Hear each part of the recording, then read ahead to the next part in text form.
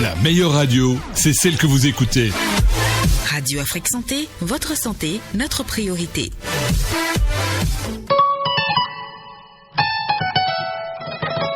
Glissez dans l'univers merveilleux des contes tous les jours à 20h avec l'émission radio la plus captivante. Conte, raconte, conte, raconte. Laissez-vous transporter par des histoires envoûtantes, des personnages extraordinaires et des aventures sulfureuses. Que ce soit des contes classiques révisités ou des créations originales, nos contes vous feront vivre des moments magiques remplis d'émotions. Ne manquez pas l'émission Conte, raconte, la petite parenthèse à ouvrir ensemble tous les soirs à 20h. Évasion et émerveillement assurés. C'est seulement sur Radio Afrique Santé.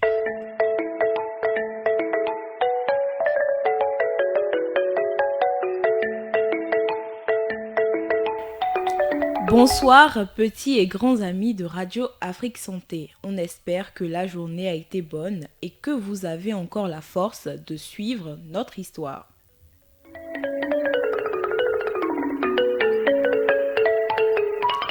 C'est parti pour la deuxième partie de notre histoire, l'orphelin et le lépreux.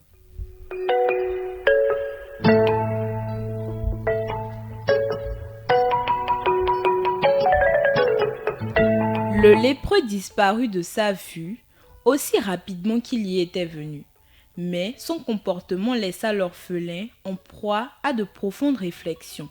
Serhou fut pris d'une sensation de dégoût et d'une irritation lancinante. Que voulait-il dire par ces paroles ? Qui sait quelle bénédiction demain m'apportera ? Demain n'apportera rien, si ce n'est un surcroît de misère, pensa Serhou. Cet homme s'est laissé berner par une poignée de mangues au point d'entretenir de faux espoirs d'un lendemain plus radieux. Si seulement je pouvais le rattraper, je lui ferais voir la vérité, s'écria-t-il.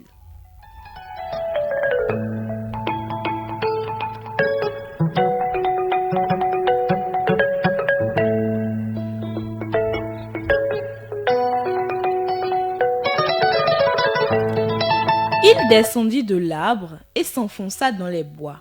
Courant dans la brousse comme un possédé, Serhou d'un bond, franchissant trous et troncs d'arbres tombés à terre, mais le lépreux restait invisible. Ce fut alors que les notes d'une mélodie champêtre parvinrent à l'oreille de Serhou. Il partit alors dans cette direction et arriva bientôt à un champ qui s'étendait à perte de vue.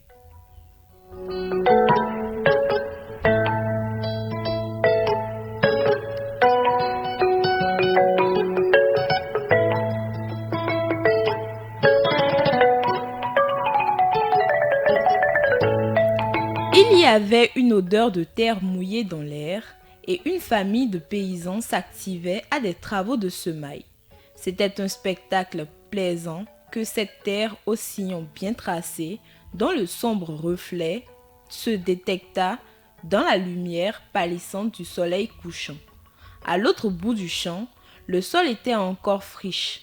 Courbé, levant et abaissant leurs roues en cadence, le paysan et ses fils creusaient le sol pour former de nouvelles buttes. Se déplaçant en file derrière eux, la femme du paysan et ses filles enfouissaient des graines dans les buttes tout en chantant et fredonnant.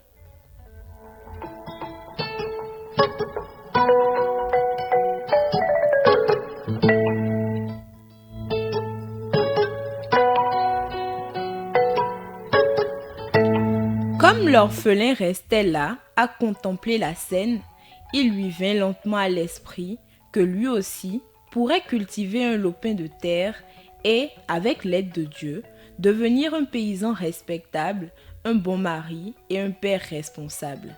Qui sait ce que demain pourrait apporter ? Cette vision le ravit tellement qu'il se dirigea vers la famille de paysans et demanda un peu de terre à cultiver. Ils l'emmenèrent auprès du chef de village et on accéda à sa requête.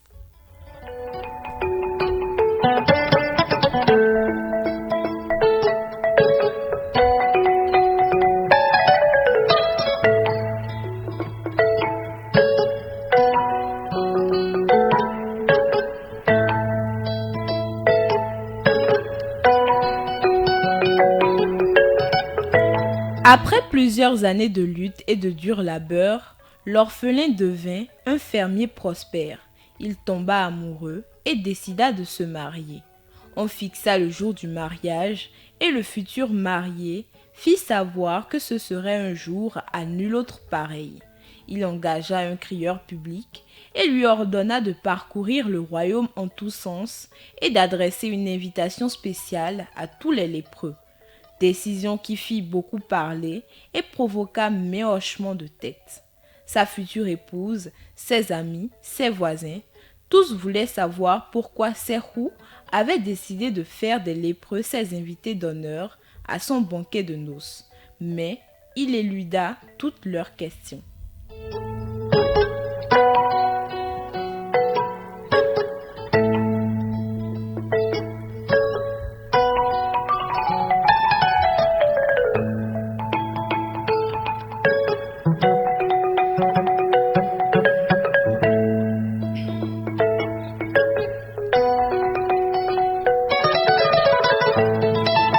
Les noces attirèrent des gens des quatre coins du pays, car le jeune marié était extrêmement riche et son épouse venait d'une des familles les plus illustres du pays.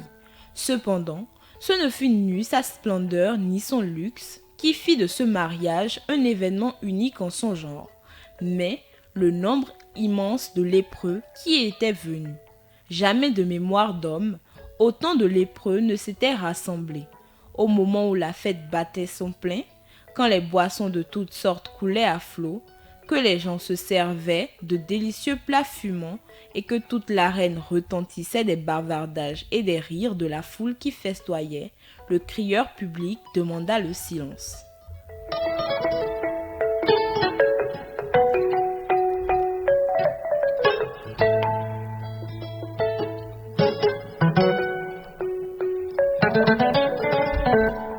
Quand le calme s'instaura, Serhou s'avança, tenant par la main et son épouse et le lépreux.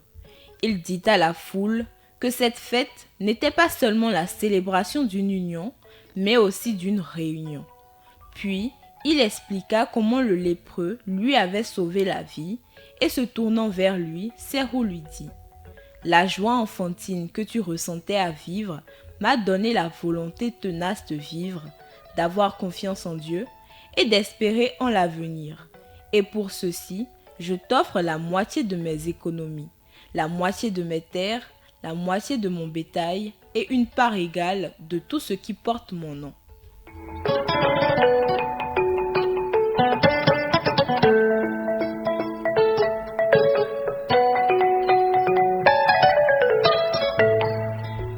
Quand le marié se tut, la foule se déchaîna. Les acclamations, les cris de surprise, d'émerveillement et d'étonnement fusèrent de toutes parts. Étonné, les yeux brillants de joie, le lépreux se mit à danser, gambadant, sautillant et bondissant. Puis, implorant toute l'assistance de se joindre à lui dans sa prière et son hommage, il entonna ce chant.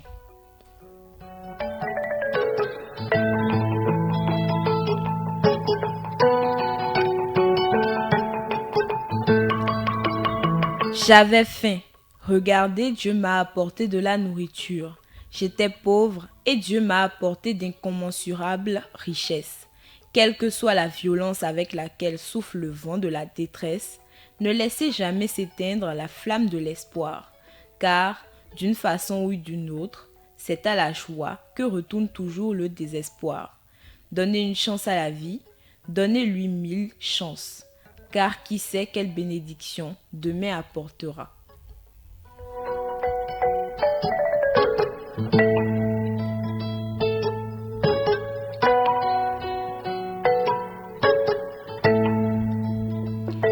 Bon à savoir, ceci est une variante inhabituelle de l'histoire de Cendrillon. Cependant, le héros est un garçon et c'est l'espoir et la persévérance qui font pour lui ce qu'accomplit la fée pour Cendrillon. Ce sont ces vertus qui permettent de triompher de l'adversité.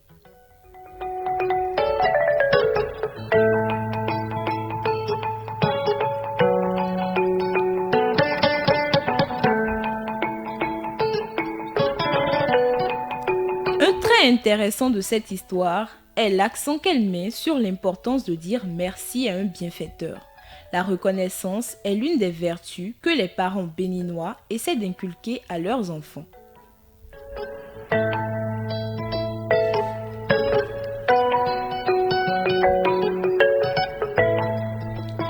Lorsque l'orphelin essaye d'exprimer sa gratitude au lépreux qui l'a sauvé du suicide et lui a appris le secret de la réussite et du bonheur, il se donne énormément de mal.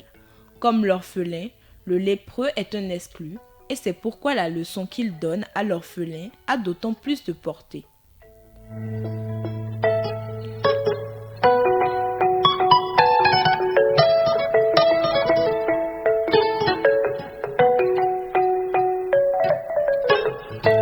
Dans la société fon traditionnelle, les lépreux sont un peu comme les intouchables de l'Inde bindou. On les méprise et on les évite. L'une des idées fausses les plus répandues que l'on fait à leur sujet est qu'ils ne savent pas garder de secret.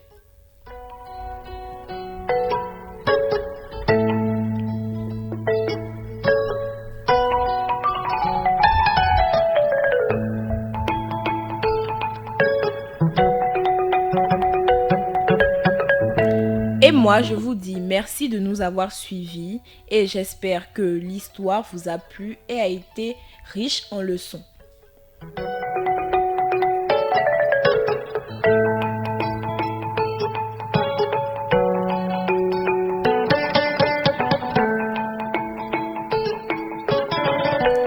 Parfait à Fodéou à la technique et au micro, je suis Karmash Eke.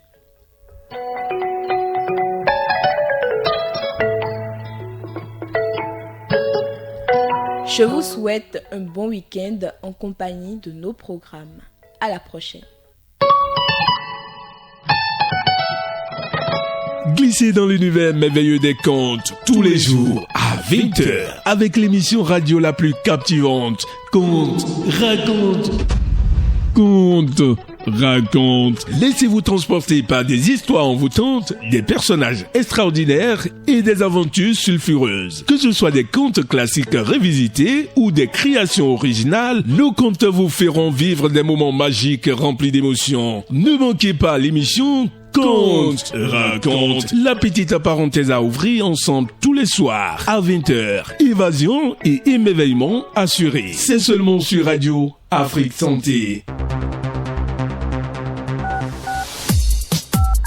N'oubliez pas, en voiture, au travail ou à la maison, restez à l'écoute de Radio Afrique Santé. Votre santé, notre priorité.